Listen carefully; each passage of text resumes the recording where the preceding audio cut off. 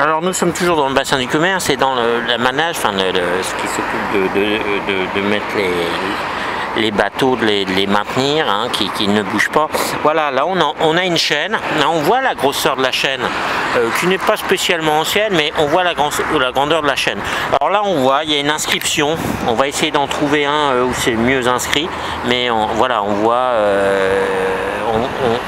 quand même il y a une inscription. Et puis on voit, cela sert à maintenir un navire à quai. Hein, pour qu'il ne bouge pas. Là on en voit un assez récent, mais voilà, ça sert à maintenir. Donc on les a certainement conservés, ces équipements, en se disant ah, bah, ils peuvent quand même peut-être servir un jour, y compris pour des bateaux récents. Hein. On se souvient la discothèque Le Cap, voilà, elle était attachée. Voilà, alors là on a l'inscription qui est mieux, c'est Caudon et Fils, Havre. J'ai l'impression que c'est ce qui apparaît. Candon et Fils. Voilà, peut-être un peu plus long, on verra mieux, mais voilà. Donc bah, la peinture protège bien. Et regardez, celui-ci n'a rien. Hein, on peut faire le tour. Il n'y a pas énormément de choses abîmées, là peut-être un peu, donc peut-être qu'il a souffert, hein, là aussi des bombardements, parce que beaucoup, quand on regarde, sont quand même très préservés. Nous sommes au cœur de la ville reconstruite et on le voit, regardez, hein, on voit les éclats. Moi à mon avis ce sont des éclats des bombes de la dernière guerre, hein, qui ont abîmé fortement ces équipements. Donc là nous sommes au cœur de la ville reconstruite. J'aime bien cette vue parce que ici nous avons une poubelle et ici une bite d'amarrage. Donc on voit il y a quand même une sorte de correspondance, de formes qui se ressemblent. Et pourquoi pas, moi j'avais une idée un petit peu originale, pourquoi Le Havre ne se singulariserait pas en mettant des poubelles en forme de bites d'amarrage anciennes. Voilà, ça pourrait être une idée assez originale d'équipement urbain. Regardez, hein, on croirait frères et sœurs. Bien, on parlait de ces équipements qui étaient destinés aux navires. Là, on en voit un qui est au milieu d'un parking le long du bassin du commerce. Donc, on voit, c'est à se demander, là, le quai est là, c'est à se demander s'ils ne servent pas à amarrer des voitures maintenant. Alors là aussi, pauvre destin pour ces bites d'amarrage, là, au milieu d'un parterre près d'un arbre de la ville. Voilà, on sent bien quand même qu'il y a eu une évolution, hein, le bassin du commerce est là. On sent bien qu'il y a eu une évolution quand même, et puis que ces bassins, malheureusement, ont été assez délaissés par les bateaux. Il n'en reste quasiment plus aucun. Et ces pauvres bites d'amarrage se retrouvent un peu sans utilité, seuls, oubliés en fait. Hein, personne ne s'y intéresse vraiment, et puis c'est le but lorsque vous vous promènerez le long des bassins de faire attention. On parlait d'équipement urbain, il y a un petit jeu quand même, regardez, avec ces plots urbains extrêmement récents. Là on voit c'est Urbaco France, c'est des plots urbains qui n'ont rien à voir avec la mer, mais regardez, on croit avoir une sorte de familiarité avec cette bite d'amarrage, voilà, qui se trouve maintenant un peu enserrée dans cette ville, qui a peut-être envie de retrouver son activité portuaire. Bassin du commerce et puis le pont du bassin en arrière-plan. Alors cette visite des quais en fait, elle a aussi pour but de montrer un peu ce qu'on voit le long des quais. Voilà, par exemple, moi c'est Daniel Atté, un vrai qui me l'a appris, mais c'est vrai que je ne savais pas que ici on a par exemple le reste de l'ancien pont qui franchissait le bassin du commerce. Un pont qui était assez horizontal, hein, très différent de celui qu'on voit là. Et on voit ici l'autre trace, hein, de ce qui reste voilà, de ce pont. Donc parfois on arrive à trouver des traces, hein, des vestiges de cet ancien port si on regarde. Hein. Là je vais vous montrer, on a des restes d'échelles. Voilà, là c'est typique de ce qu'on voit dans l'ancien port. dans les anciennes activités portuaires. Et ce genre d'équipement, vous voyez, est très usé. Hein, on voit, ça commence à être très usé et parfois est remplacé par des choses métalliques. Là, on voit, c'est très ancien. Hein. Donc c'est resté assez ancien dans le jus et parfois c'est remplacé sur le port par des équipements bien plus récents. On continue notre balade sur les quais. Vous voyez, regardez, c'est ce genre de petites pièces. On se demande à quoi cela servait avant. Peut-être en regardant des photos, de vieilles cartes, on arrivera à voir. Voilà, ça reste des vestiges dont au fil du temps on oublie à quoi ils servaient. Je vais vous parler de ce que je pense être les restes des bombardements du Havre. Regardez ce trou, hein, ce trou en plein milieu. Je ne vois pas d'explication à part un éclat, une déflagration qui ait pu abîmer à ce point.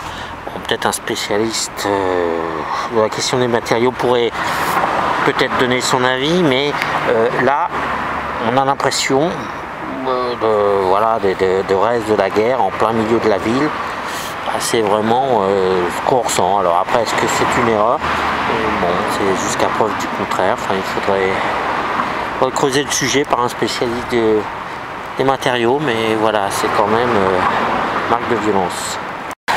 Nous sommes toujours sur le port avec, regardez, des vieux équipements portuaires. Hein. Là, on en a déjà vu, je vous en ai montré. Et voilà, on voit juste à côté une sorte de rouleau.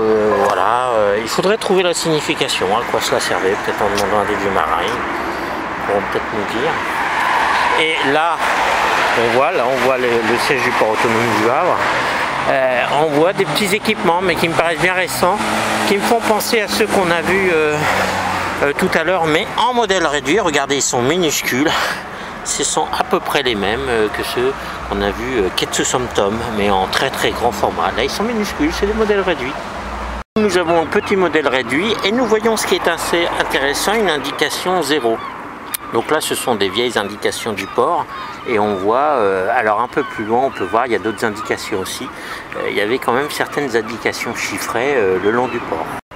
Ici, nous sommes près du centre de commerce international et là, on voit, il y a une sorte de bite d'amarrage, mais elle est complètement enfoncée. Alors, est-ce que c'était comme ça dès l'origine ou pas? Les pavés sont quand même très anciens. C'était peut-être dès l'origine comme cela, mais c'est assez particulier. C'est un quai qui est resté quand même assez, on va dire, dans le jus, en l'état.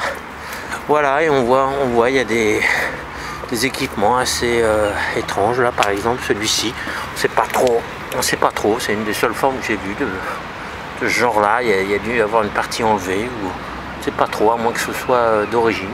Voilà, c'est une particularité, une forme spéciale.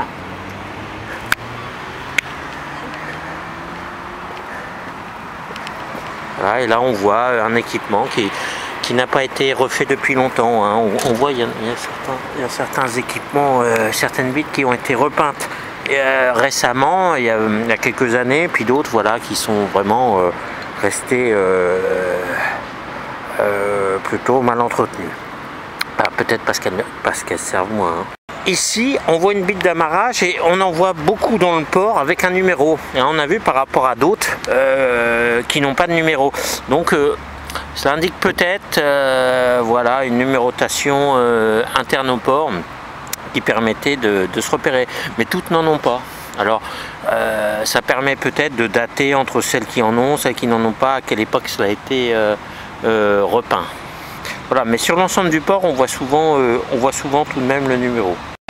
Alors nous continuons notre balade le long des bassins et là on voit ce qu'on avait vu un peu du côté de Saint-François, cet appareil qui sert voilà, à mettre des câbles hein, qui servaient à tourner sûrement autrefois ou peut-être à attacher, mais peut-être à tourner. Et on voit, il a une forme différente. Hein, si on regarde bien, regardez, il y a une sorte, si on regarde le dessus, il y a une sorte d'étoile.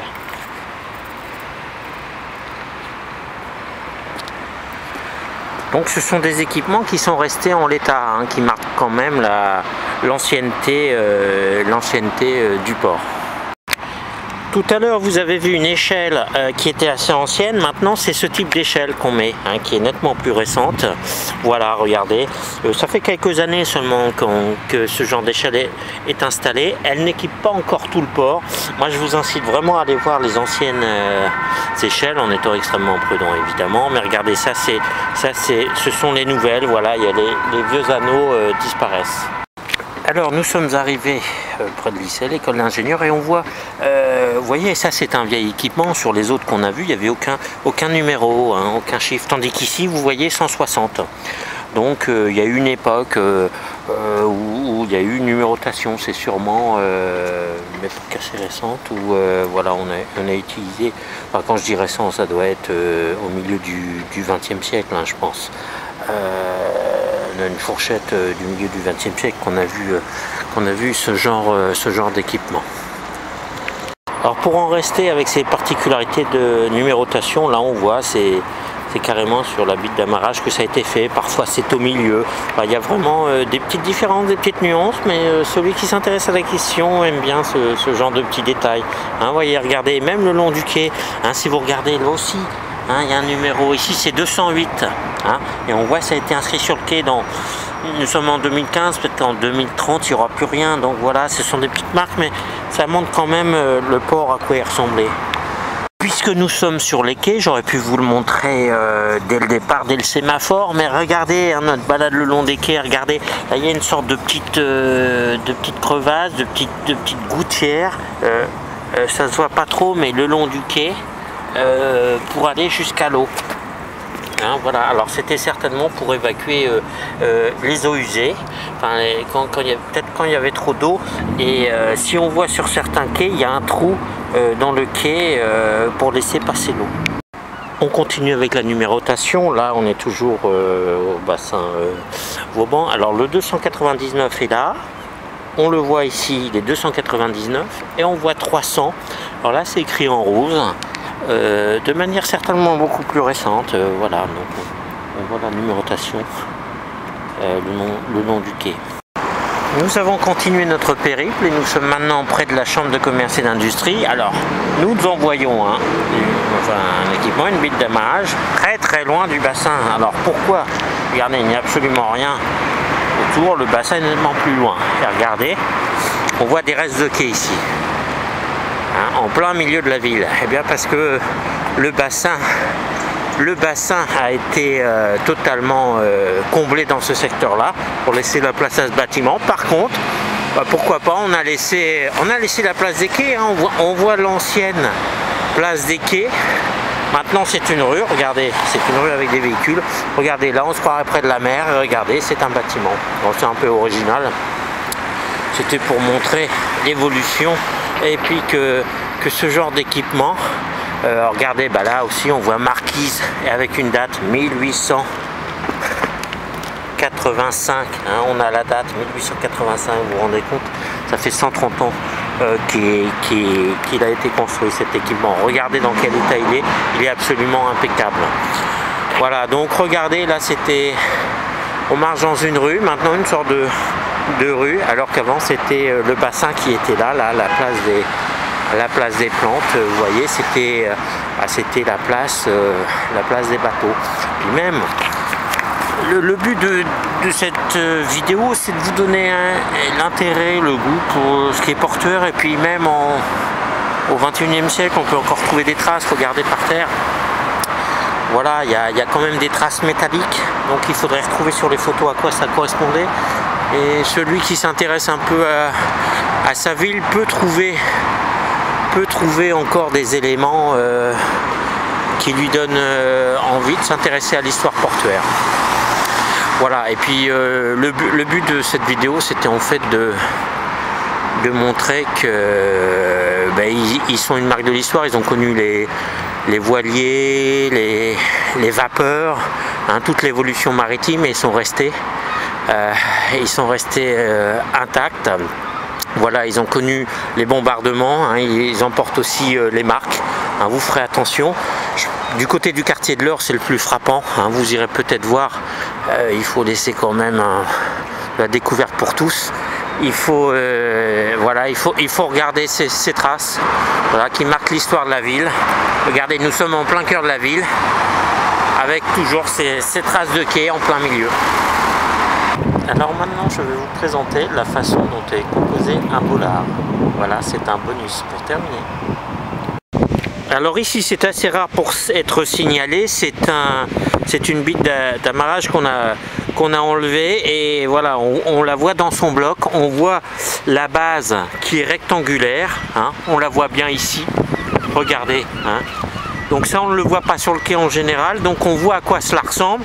Et si on va un peu plus loin, eh bien c'est très rare à voir, c'est un exemple assez unique. Voilà, cela ressemble à ça, ce qui est mis dans les quais. Hein, donc là vous pouvez voir, c'est une partie de quai qui a été enlevée, hein, ça a été fait pour installer des voiliers sur le port du Havre, hein, des nouvelles zones pour les voiliers. Donc on a un peu démonté le quai et vous voyez à quoi ressemble cette bite d'amarrage. Donc voilà, on voit, hein, la base qui est rectangulaire et en fait qui a une longue partie qui est enfoncé. Donc c'est vraiment d'une solidité extraordinaire. Voilà, là nous sommes dans le quartier de l'Eure, où on trouve cet équipement qui est assez exceptionnel à voir, sorti de son contexte.